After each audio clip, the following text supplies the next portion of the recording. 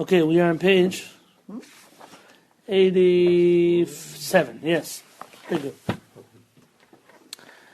Basically, we've been talking now about nature. How does nature work? Miracles.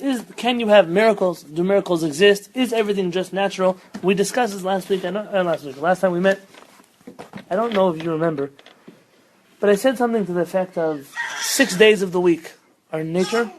The seventh day, the opposite. 6 days of the week. 6 days a week of miracles. That's Hashem creating miracle. And the seventh day, nature. Yeah, that's what we said? Yeah. Which really doesn't fit the natural way we understand the world in Shabbat. You said the word nature does not exist in the Torah. I said the Benish Mashot. I said the definition of teva, meaning what it means today, did not exist in the time of the Torah. You said except as it refers to a person's nature. They're teva, right, exactly. But not as nature as in a force in nature. What do we say? We said that Nisim im Helek Me'ateva. Yeah. And the Benish Mashot, the Nisim of the future, were created. Right. Benish Mashot. In that twilight zone between 6 days of the week and Shabbat. And that's why sometimes you could break Shabbat, so to speak. When do you break Shabbat? To save a life. To save a life. That's the time that Hashem intervenes with miracles. Hashem intervenes with miracles when he needs, like he sees the world, something's happening, it just needs to be stopped. Miracle happens. That's the same way Shabbat is going. Sometimes you just have to interfere, sometimes you have to mess it up, but that messing up is what keeps everything on course. The other miracles, remember we mentioned Masechet Avot tells us that miracles were created during the twilight, the Benish Mashot of the first Shabbat of the world. And that's the whole point. The point is, yes, there are miracles that were put into existence way before the world was created. But on Shabbat itself, the way the world normally works, we don't just have we don't just have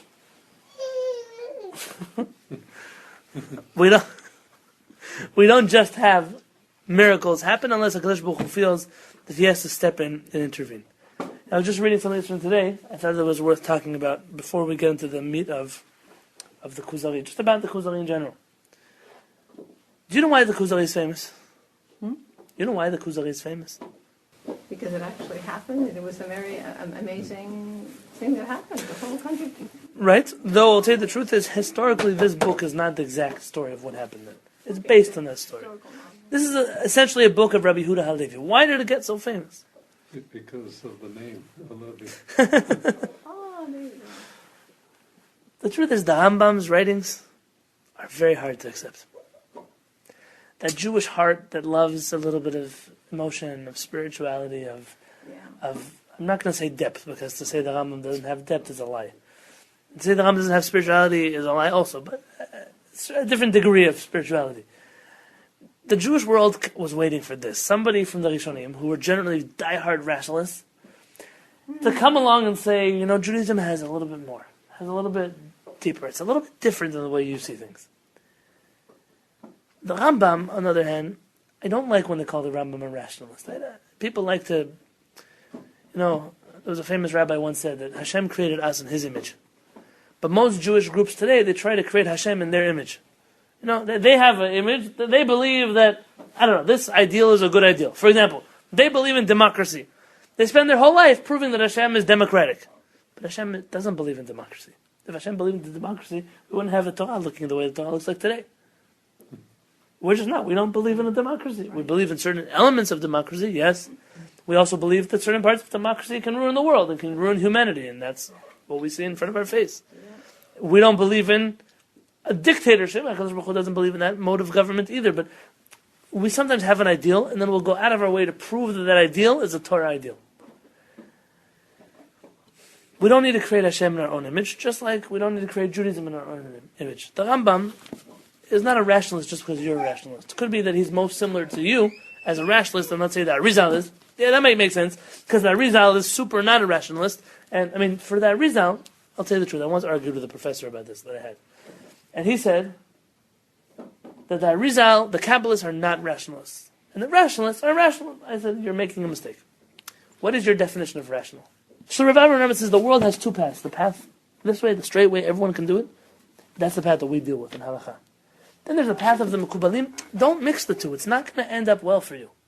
Because you cannot do things that you don't understand, that you don't appreciate. Sure, halakha says you do something you don't understand. What are you going to do? You have to follow HaKadosh Baruch Hu. But the extras, leave those for when you get it. And therefore Rabbi Mashash got rid of that tendency that, oh, why not? If Kabbalah says this, as soon as I hear somebody say something, I say, halakha says it's okay. Rabbi, but the Kabbalah says that it's not okay. You think we don't know the Kabbalah says it's not okay? But you're not a Kabbalist. You're not a Kabbalist. So what are you doing things according to Kabbalah for? Right. That's the question. We have a tendency today that because Judaism is a democracy, I can pick whatever I want. The truth is, it's not a democracy. Judaism is not. You cannot pick whatever you want. There's a way what you can pick. There's a way to choose the things you're allowed to do and not allowed to do. Even if it's more, you can do it. When would there be a conflict between halacha and a Kabbalah? Let me give you a great example. When you wake up in the morning, where do you wash your hands? Nitiyat today. Why? Because that's where the water is. The Kabbalists say you have to have water by your bed. Why not? So should I be like the Kabbalists, or should I follow Shulchan Aruch that says you can walk to the sink? Chacham Ovadia says you can even get dressed beforehand. Sure. Get dressed beforehand? Yeah. You're supposed to do it like immediately. No, that's according to the Kabbalists. Oh. Soon, quick, but not immediately. Because they sleep fully dressed. Listen, here you have a difference. It's not a contradiction. Rather, here the Kabbalists saying take an extra step, but you're maybe not there. I'm not. Who knows? Rav Peretz doesn't wash next to his bed. There's things that you just have to a little bit of understanding the past. So let me give you an example why I'm bringing this all up. It's because of the Yemenites. Why would they say to do it right immediately? I mean, they know something. They know something about Kabbalah that says that you have to wash right away. So what's your natural reaction? I don't know. If there's something additional that would shed light on what we do, so is that the next step up? Right. But for us, no, it's not the next step up until you get to that step. It goes against democratic thought of, oh, well, then why not? Why shouldn't I do it? You shouldn't do it because you're not a Kabbalist yet. Right? And Barry knows that we knock this into the people's Makola's head. Like, this is a rule, an ironclad rule. Now, the reason I'm telling you about this, the Kuzari, is basically the Kuzari is looked at as the anti-Rambam. That's what it's thought about. There's the Rambam, there's the Kuzari. The Rambam is like it, the Kuzari people like that that's that. It's not true. It's not true. I'll tell you why. There's only one group of Jews that are experts in the Rambam. Only one. I know the Briskers, 100 years or 200, I don't know when they started. They read Rambam and they talk about Rambam. There's one group of Jews that were loyal to, for example, I'll give you a great, now we're going to have Chanukah time. And the question is, how is the Chanukah supposed to look? Is it straight or is it round? The famous argument of Chabad in the whole world. This Chabad's not alone. Chabad says if you open up the Rambam's, in his handwriting, he drew the menorah in the Beit HaMikdash with straight lines. He drew with straight lines. Rabbi Yosef Kapach, the Yemenite Rebbe, when he translated, he also drew with straight lines. But in Yemen, the Chanukiot weren't straight. Because they understood the Rambam doesn't believe the Chanukiah is straight. The Rambam just is trying, what is the whole point of that diagram? The Rambam is trying to show you where along the line do you put the different, the ornaments of the Chanukiah, the menorah. So he's trying to show you here, here, here. If you would draw it around, could be he thought it would be confusing for everybody. Why not? You draw a diagram. It's more confusing to do it this way. Imagine if I drew a map of San Diego. And I say, look, just go here, go there, go, and Stanley School comes this small, and this building is this big, because that's what's important in my map, and less important. I'm not making an accurate map of it. I'm trying to just show you the details that you need to know. So now somebody comes 100 years and says, oh, see, this building must not have existed, because it wasn't in Rabbi Yoni's map when he made the town. Just because the Rambam drew it, not telling you, in his halakha, you can understand that the Chanukiah is round. In his halakha, if you read his books of halakha, listen, you can go both ways.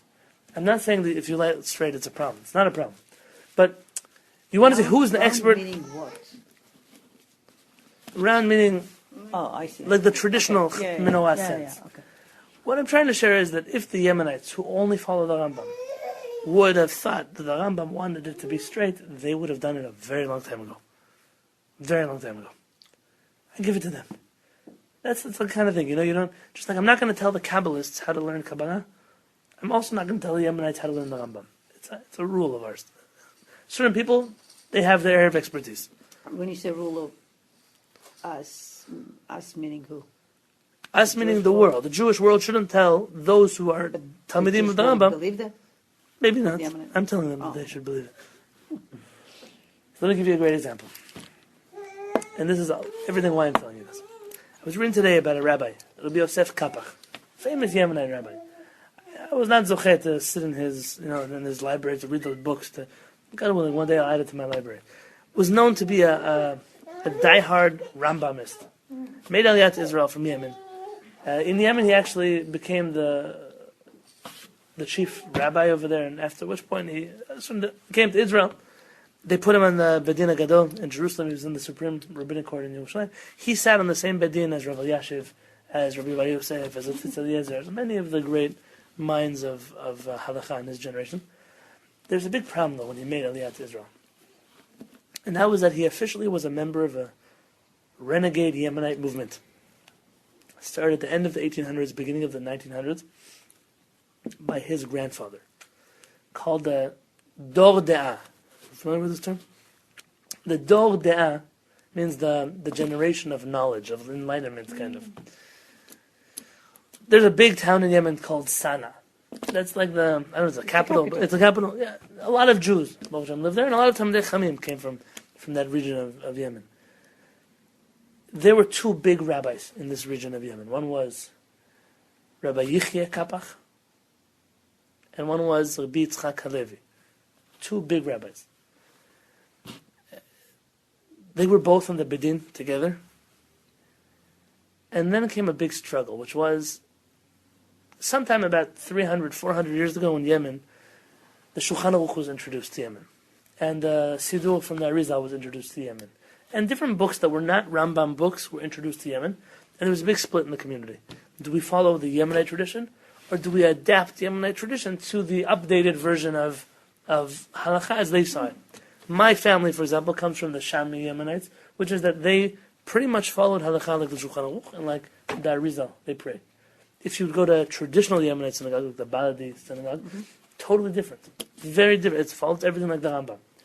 And so while there was a split, it doesn't seem to have been a point of friction so much in Yemen itself, just two different kind of communities in the same place. We then had a problem, which was Rabbi Yichye Kapach was very, very upset that so many people were going after Kabbalah. He didn't believe the Zohar was written by Rabbi Shimon Bar Yochai.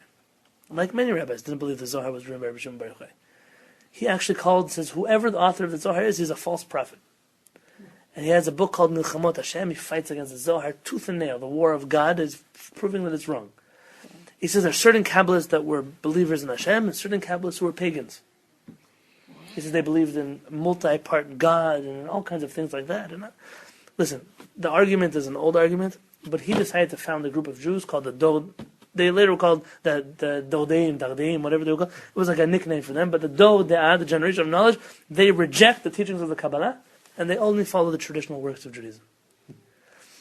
The big question that came up was, are such Jews heretics or not? If they reject the Kabbalah, why would they be heretics? What if someone says, I reject the Talmud? It's not the same. And they follow Shulchan Aruch. Because Kabbalah is It's part of the Torah. yes, but it's part that it's for a very small part of the Jewish people. No, it's for Like a everybody, very small but just part. a small part of No, people but- can actually study it. Shulchan Aruch is something that everybody should follow because it's halakha. But Kabbalah is something that it's studied. But Hashem gave the Kabbalah along with the I Torah understand. to everybody, I understand. and you can't reject a third of what Hashem. This is the argument over here. This is the argument. Rabbi Yichye Kapach said, it's not an original. Says, if you believe in it, you're a heretic. If you believe in it, Absolutely. He didn't reject that there was such a thing as Kabbalah.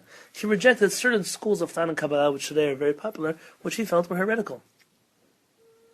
well, maybe in some cases they are, but people who a learned person who believes in the Kabbalah and follows there's a Kabbalist isn't heretical. That's not what Rabbi Yichye Kapach believed.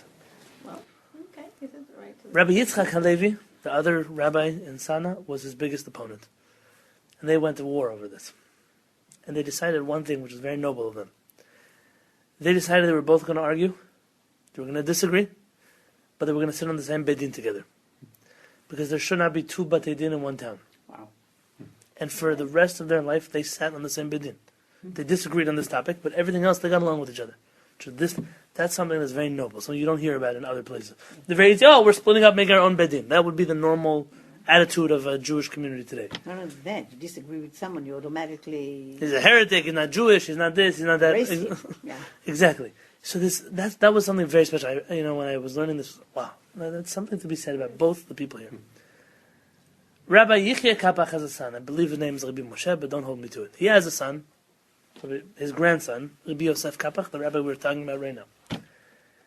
Rabbi Yosef Kapach's father passed away when he was 1 year old, and was therefore raised by his grandfather, and spent his whole time learning under his grandfather, among other Yemenite rabbis that were in Sana at the time. And when his grandfather passed away, he took his place on the Bedin at a very young age. I don't know for sure. 17, 18, 19, somewhere around there. When he made Aliyah to Israel, there's a very big controversy. Do we accept him as a rabbi or not? Rewind. 1913, Rav Kook engages in dialogue with Rabbi Yichya Kapach. Rav Kook is a Kabbalist. Jews are moving to Jerusalem. The Yemenites came way before other people came. And then again a second time in 1948. And he says, I don't understand. How could you have a community of people who don't believe in Kabbalah? And these two rabbis, Rav Kook and Rav Yichya Kapach, corresponded. Neither one convinced the other one that they were right. And on the street, it's pretty much accepted. I'm not saying for truth. On the street, the Dordeim are a very controversial movement. And the chief rabbinate pretty much assumes that one who is from this group is not really religious. And so Rabbi Yosef Kapach, when he came to Israel, had to publicly declare that he was not from the Dordeim, was not from this group, even though he learned by his grandfather. And the whole life he lived in Israel, he didn't speak against Kabbalah. He didn't speak for it, didn't speak against it, just didn't speak about it. Till the day he passed away. That's where my history here ends. What am I trying to share with you? In the yeshiva of Rabbi Yichya Kapach, they only studied certain texts. The Tanakh, absolutely. Gemara, Mishnah, all the time. Interestingly enough, Ein Yaakov, which is a Sephardic book, also, all the time they studied there. Shulchan Aruch, even though they don't always follow it, they studied it there. Rambam, anything the Rambam wrote. Moreh Nevuchim, Mishneh Torah, Purush Mishneh, it was like the Rambam. And Rav Saadia Gaon, it's the Yemenites were always Rambam, Rav Saadia Gaon, the two rabbis that are. And last but not least, Rabbi Huda Halevy, the Kuzari. Because Rabbi Yichya Kapach didn't consider the Kuzari the arch enemy of the Rambam. Rather, two books with different views, just like you learn Shulchan Aruch, the Ramah. Sometimes they disagree, but this is not Kabbalistic in nature, or it's not anti the Rambam, it's just a different approach. What I'm trying to share with you is that even in the rationalist Rambam school, they're so quick to reject the Kuzari, when the Yemenites, who were the most, not the normal Yemenites, this extra group of Yemenites which were against anything Kabbalistic, their staple study was the Kuzari, Rabbi Yehuda Halevi. Just an interesting note. I know two students of Rabbi Kapach. One has a little bookstore in Yerushalayim. He sells all of his books. They're expensive because very few people sell them. I've never had the chance to afford to buy them, but God willing, we'll get to that day. And he told me interesting stories about his rabbi. But the most time I ever spent with somebody who learned by Rabbi Yosef Kapach, listen to me, this is not going to believe the story, was here in University City. Here. You might remember this. I don't know if you guys, I don't know, remember his date. There was a Rebbe who showed up here in University City, Hasidic Rebbe. You might know he wore a gold robe. Oh, I remember, I think he stayed at Shana Khan's house. Yes, that's him. This Rebbe's name is the Jerka Rebbe. Dzerka. Not Jay. No, not Jay. Dzerka. I don't know how to pronounce it. That's my wife's department. This Dzerka Rebbe, I spent a lot of time when he was here. I walked with him. I've never gone back to see him. He lives in Borough Park. He's Israeli, but he was a close student of Rabbi Yosef Kapach. It doesn't make any sense, and I'll tell you why. Because his rabbi that he swears by, is a rabbi by the name of Rabbi Baruch Halevy Ashlag. If you know anything about the Ashlags, Rabbi Baruch Ashlag's father was the famous Baal HaSulam. He wrote a commentary in the Zohar, which was very controversial when it came out, but it's today like It's a very modern Ashkenazi approach to Kabbalah. It's its own unique camp of Kabbalah. They were Hasidim, and they became like Rebbes in their own right, the Ashlag dynasty. And Rabbi Ashlag had a son, Rabbi Baruch Ashlag. Do you remember Chanit, who lived there? Chanit's father studied by Rabbi Baruch Ashlag also. Rabbi Baruch Ashlag, I'll share with you a story that I found out only last night, but the first part of the story, I found out last night. The second part I heard from the Jerka Rebbe himself. This Jerka Rebbe, when he was young, studied by the Satmar Rebbe in Williamsburg, where he got a lot of his Kanai, his zealous approach to Torah, to Judaism, to philosophy. When the Satmar Rebbe passed away, he was not comfortable with whoever took leadership, and he went to go find himself a different Rebbe. He found himself in Bnei Brak, studying by Rabbi Baruch Ashlag from a totally different camp of Chazim, and that became his Rebbe. But when he came to study by Rabbi Baruch Ashlag, this part I heard from the Jerka Rebbe. Rabbi Baruch Ashlag said, "You're not allowed to study for me until you go take 2 years, at least, and study by Rabbi Yosef Kapach." I'll tell you what it's like. It's like the Baal Shem Tov saying, before you study by me, you have to go take 2 years in Vilna and learn by the Vilna. These two rabbis, two camps, they never had anything to do with each other. I said, why? I didn't come to Yemenite. Okay, what am I? A Yemenite? I'm a Hasidic guy. I'm used to be Satmar. Now I want to become a Kabbalist. Why do I have to go over there? He said, because until you know Tanakh, cold. He said, until you know Dikduk. So you're not going to learn Dikduk from us. You're going to Dikduk from the Yemenites. He said, until you know that approach to Torah, you're not allowed to study Kabbalah. And so he sent him to Rabbi Kapach. So when I heard the story, I said, wow, so you're a Hasidic rabbi, I want to get it straight. He took out a book, and he read for me the parasha in the Yemenite accent. I think by Rabbi Kapach, he said we spoke Hasidic. He said by Rabbi Kapach, we only read like Yemenites. And I said, tell me something about Rabbi Kapach. At the time, I was very involved in learning Kabbalah with Rabbi Aaron. I said, I'm assuming that the Kabbalists and Rav Kapach never got along with each other. And he said, it's a mistake. He said, I once walked into Rav Yosef Kapach's office. This is the Jerka Rebbe said. I saw there was a set of Zohar on his shelf. And I said, Rabbi, what are you doing with the set of this? And not just the Zohar, I said it was a used Zohar. Not just brand new on the shelf, someone donated it to the yeshiva. I said, what's the problem? It's a Zohar. It's one of the Jewish books that we study. I said, you study Zohar? This goes against everything we believe. What do you mean? How do you study Zohar? Your grandfather would have been so angry at you. And here it doesn't match up to what Rabbi Yichai Kapach wrote in his books. But this is what he told me Rabbi Yosef Kapach said to him. He said, the Kabbalah that my grandfather was fighting against was not this Kabbalah that they study today. My grandfather heard about certain Kabbalists who were doing things, saying things, writing things that were not appropriate, that were not correct, that were mistaken. And what do you think? He didn't have a Zohar. He was told the Zohar says this. The Zohar, what do the Kabbalists say? They're always sourcing themselves from the Zohar. So if that's who you're sourcing yourself from, then you guys are all wrong. What am I going to do? We have a Gemara, we have a Rambam, we have a Tanakh. You go fly a kite with your Zohar. He said, if my grandfather would have seen these books, he would have had a different opinion. And it turns out that Rabbi Yosef Kapach and Rabbi Baruch Ashlag had a very close relationship where they shared a lot of Torah with each other. I don't know if they learned together, but this one Kabbalistic Torah and this one Rambam Torah that worked along very well. Just thought, this is something I've been working on for a few years now. What's the whole connection here with this? And then today in the morning I was preparing my shiur. I said, I have to think about Rav Kapach. What does he hold? And the Kuzari and this and that. It's part of their curriculum, and even by the, I don't even know that they even exist anymore, but it was a group of Jews that this was part of their curriculum. So when you hear people say the rationalists do this, do that, those are all generalizations that are not accurate. Because you'll find that even in those die-hard communities, they cross each other. What? So he has a class. Yeah. Okay, rationalists and the mystics. So, This is Rambam guide at the Republic and the Kuzari. Both of them? Interesting. So here's my approach. My approach is as follows. I study, let's say, the writings of Rabbi Soloveitchik. I study the writings of Rabbi Kook. I study a lot of different rabbis' writings. I study the writings of the Satmar Rebbe, the writings of Lubavitch Rebbe. I can't now present and say, I know for certain that Lubavitch Rebbe said like that. I don't know for certain. I'm not a student of Lubavitcher. I didn't learn by him. I didn't see him. I met him when I was a child, but I don't have the audacity to speak for somebody who was not my rabbi.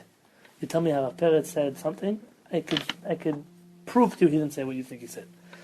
Certain things. When you have certain camps, like that's what they do, this is what they have, this is the way they learn something, leave them. You see the Yemenites, they learn the Rambam. You now want to come and tell me the Rambam says, I'll give you a great example. The Briskers in Poland. I don't know where they are. My wife would know. It's a group of Jews. They study Rambam. Everything. Their whole thing is when you find a contradiction in the Rambam, they write a whole book explaining why the contradiction is this, he really means that and that. When Rabbi Yosef Kapach came from Yemen to Israel with handwritten manuscripts from the Rambam, what I found out that half of the stuff they wrote were just mistakes in their printing of the Rambam. Because you can write all kinds of things in the name, the Rambam this, the Rambam that, but you're not a student of the Rambam. You're not a student of the students of the Rambam. You're not a student of the student of the students of the Rambam. So maybe just sometimes slow our head and say, there are people who understand the Rambam better than me. There are definitely people who know Kabbalah better than me. There are definitely people, of course, that's the way the world works. And so if we would only, when we got together as Jews in the last 50, 60, 70 years, instead of saying, oh, I'm Sephardic, I'm Hasidic, I'm Ashkenazi, I'm whatever it is, let's stay separate. If we would only said, listen, we all bring something to the table that was our area of expertise, Chutz. Well, here we're in Chutz. Yeah? We have something that we were really good at. And there are other things we're not so good at. So maybe we'll all learn from the other one the things that we're good at. And the things that we're not so good at, we'll get rid of. But that would take a lot of humility. And we don't have so much of that flowing out. The problem is that when you're not familiar with something, then it either illegitimate, doesn't exist. Because if it is true, then it crushes your worldview. There are sometimes things that if I would show people, it says in the book X, Y, or Z, oh, how can he say such a thing? And it would ruin their life. Because their whole life they thought this was true. It's sometimes hard for people to accept that there are other opinions aside from what they were raised as, or what they thought were, or what somebody in the community here has a mother-in-law who's like very traditional Ashkenazi. Not me, by the way. Someone else. What I mean is like she has customs from her mother, from her grandmother. Like she has traditions in her life. This is the way they do things. One of the traditions she has from her mother is they have meat towels and milk towels and parv towels for when you dry the dishes. Have anyone heard of this before? No. I heard about it. Yeah? Okay, see, so this is, it seems to have gone back. It's not like it didn't happen today. It seems to be like a certain tradition. It's not in the Shulchan Aruch, so, I mean, not even in the Ashkenazi commentary in Shulchan Aruch. I don't know where it comes from, but it's one of those things that mothers did. My mother-in-law has three kinds of towels. If you wash your dishes and you still have meat on them, then it's fine. Problem. But that means you don't know how to wash dishes. It doesn't mean... The truth is that once you add soap to it, it can't be meat or milk. And in any case, what am I saying? That she came here and she saw one of her new, her daughter got married to a man, and they were following all kinds of halachot, and she went crazy. And for her, it wasn't possible to accept that there are people who don't have meat and milk towels.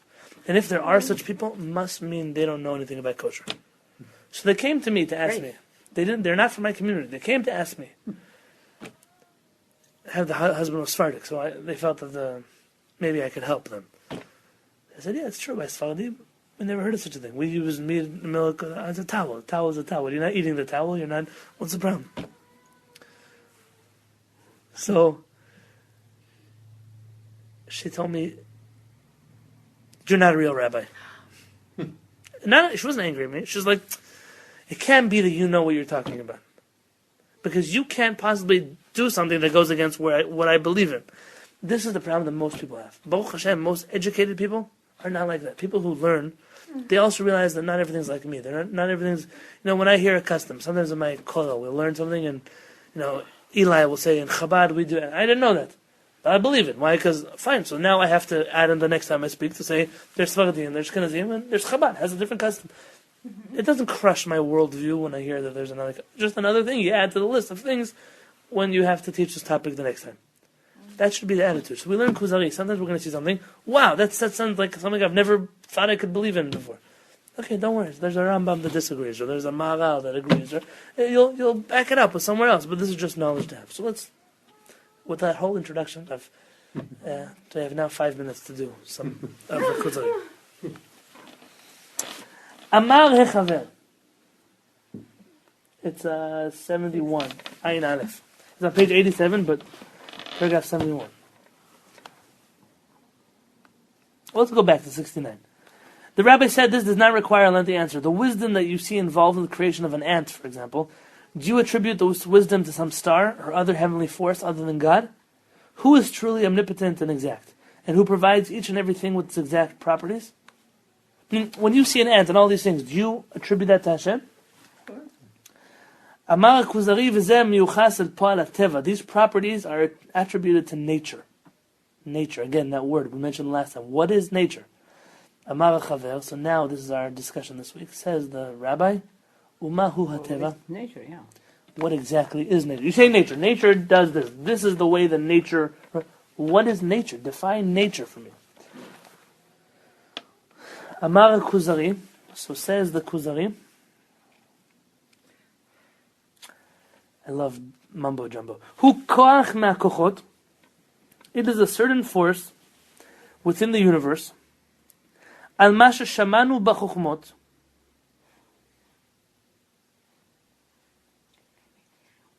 He didn't translate this all.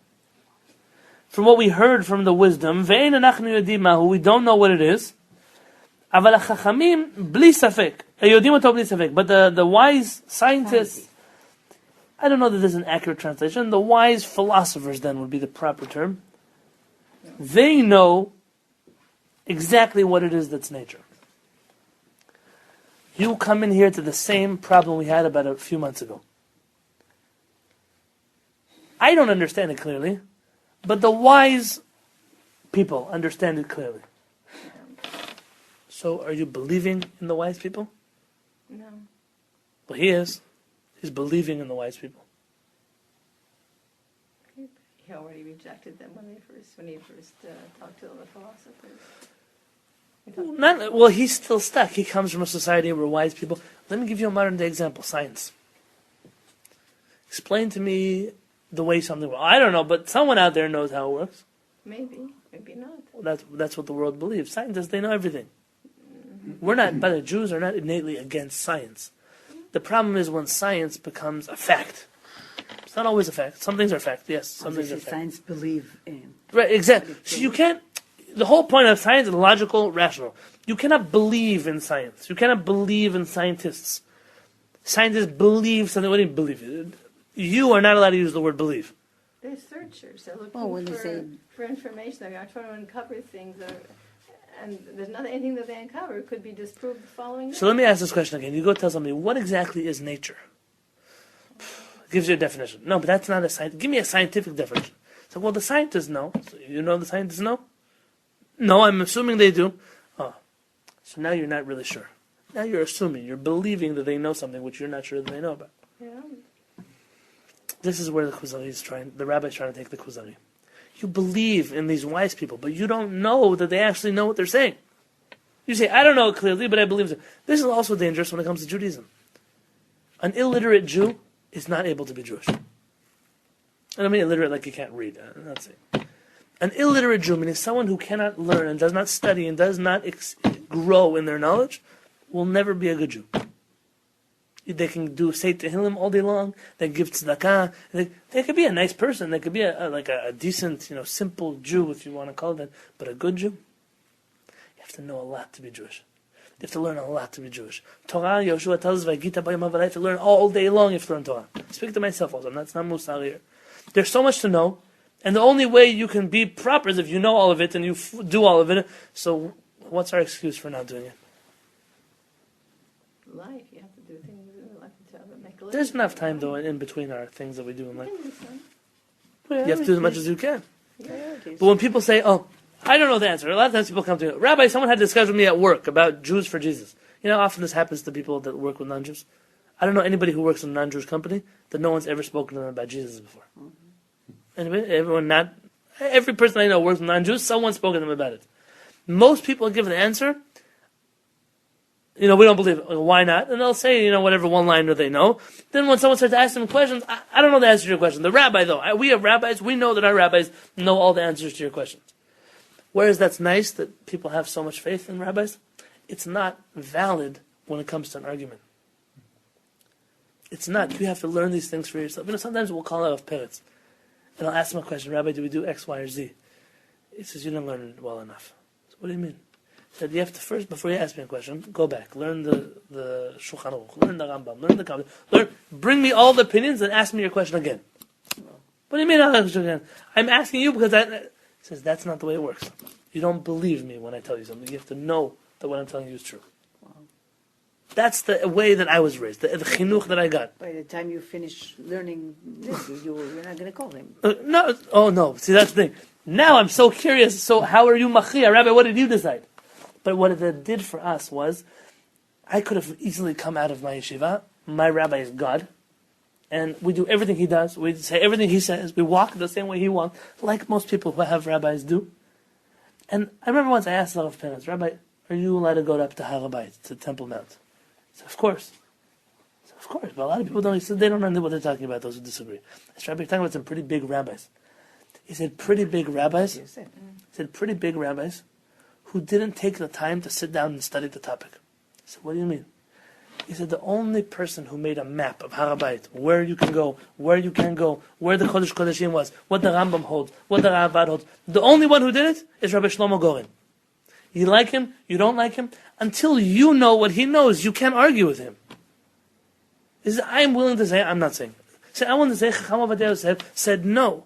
But it didn't come because he did all that research and said no. I think he said politically. Because it could be. Because it's not good politically. And it is. Maybe it's not good. I agree when they say maybe it's not good. It could be. There's both ways. Some say you have to go because you have to show that it's ours. Some say, listen, you go up and then they do a terrorist attack. Is it worth it to go up because of that?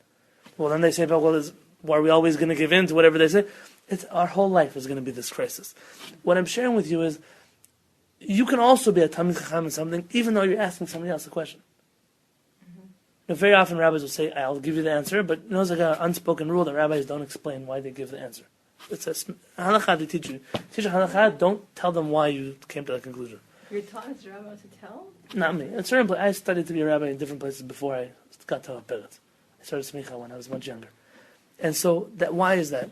Because if you tell people how you got to the conclusion, next time they're not going to ask you. They're just going to do the math on their own, and probably they're going to come out incorrectly because they don't know everything you know.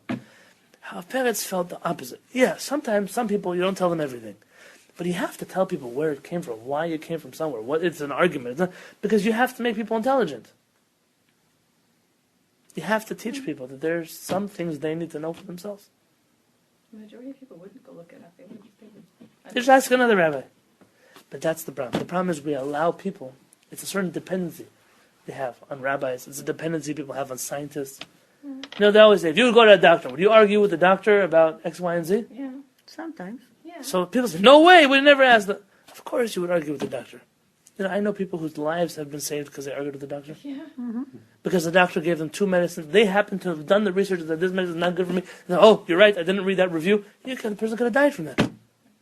Now, I'm not saying it should be the habit. If you're not a doctor, don't just speak out of just say things that you know. If you did the research, you can now engage in a dialogue with your doctor. If you don't know anything about what the doctor's telling you, so you're not educated enough to have this discussion. And then you'll just come out like a fool. The same things with Torah. You have an obligation to know for yourself. You have an obligation to learn things for yourself. Says the rabbi here, you cannot believe in science. Did you study it? Do you know what it's telling you? If you don't know, then don't tell me you believe in something you don't know. Amar HaChaver. The rabbi says, Aval yidiatam bo k'yidiatenu. Their understanding of nature is just as simple and elementary as our understanding of nature. Gadar oto ha-philosoph, that philosopher here is Aristotle. That philosopher Aristotle defined nature ki hu ha'atchala v'asiba asher ba yanuach v'yanua hadavar asher hu bo be'etzem v'lo b'mikra.